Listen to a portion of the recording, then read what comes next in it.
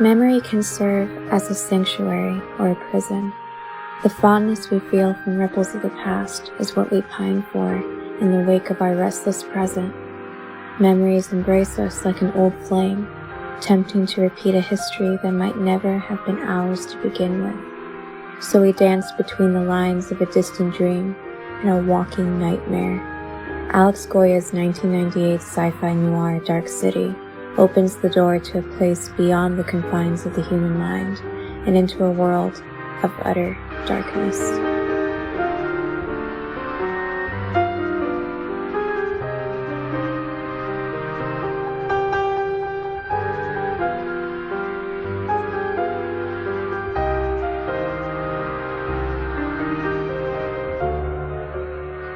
The film follows John Murdoch, played by Rufus Sewell, who awakes alone in a strange hotel to find that he is wanted for a series of brutal murders.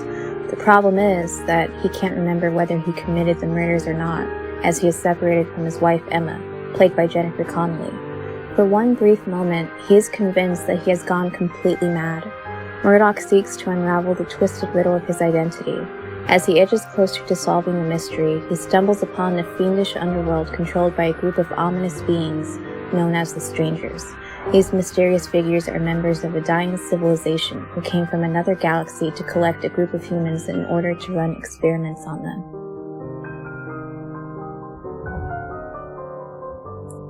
The story of Dark City breaks into distinct yet interdependent halves, the first being a classical film noir, a search for the culprit behind the opening murder.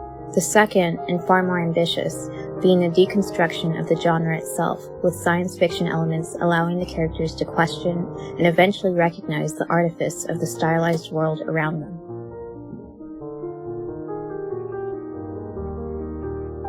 By making Murdoch search after a non-existent memory, Proyas makes his film just as much about navigating internal space as it is about navigating physical space. Repeatedly, Murdoch asks residents of the city if they know the way to Shell Beach. Some give him answers that turn out to be dead ends, while others simply can't remember the details clearly enough once they try to conjure directions.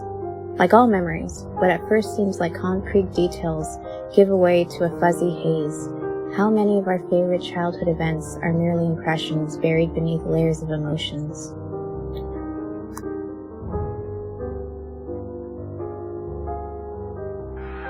Dark City has a profound message to teach about nostalgia that rings true 20 years later. If anything, nostalgia is even more prevalent in our culture than it was at the end of the 20th century. We no longer have to simply remember our favorite songs and films. The internet can conjure them in seconds. We can relive anything that once made us so happy, and yet so many of us still seem so miserable. That's because no matter what, we can never get back to those simpler times. Or at least we can never get back to how we imagine those simpler times to be.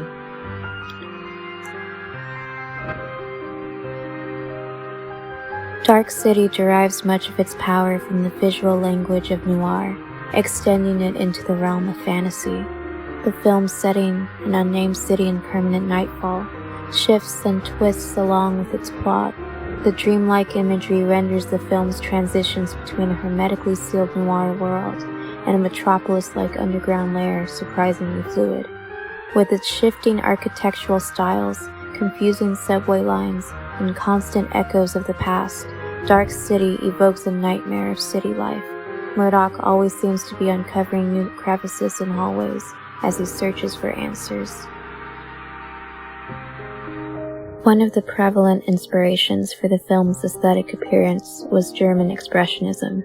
This influence permeates throughout the picture with jagged lines and imposing architecture that serves as refined a purpose as its masterpieces of the 1940s. The city towers over the characters that inhabit it, and although it goes to show that the city is a character in the story itself, it changes as the narrative progresses and is altered forever by the conclusion, adorned with gothic, industrial 90s sensibilities. The film's sci-fi trappings eventually take over in the finale, with Murdoch assimilating the telekinetic powers of the Strangers and destroying them in spectacular fashion, but the aftermath is more appropriately downbeat.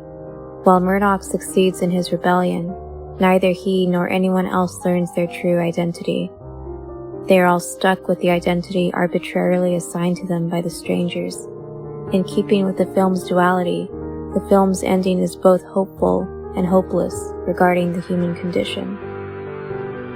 Dark City failed to gain much recognition upon release, overshadowed like so many films by the box office success of James Cameron's Titanic.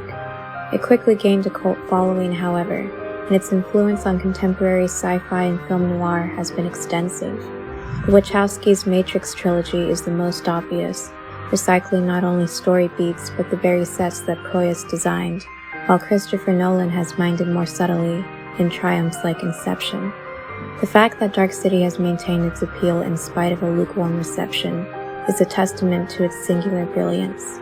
20 years on, it continues to defy easy categorization, equally committed to honoring cinema's past as it is in unraveling it.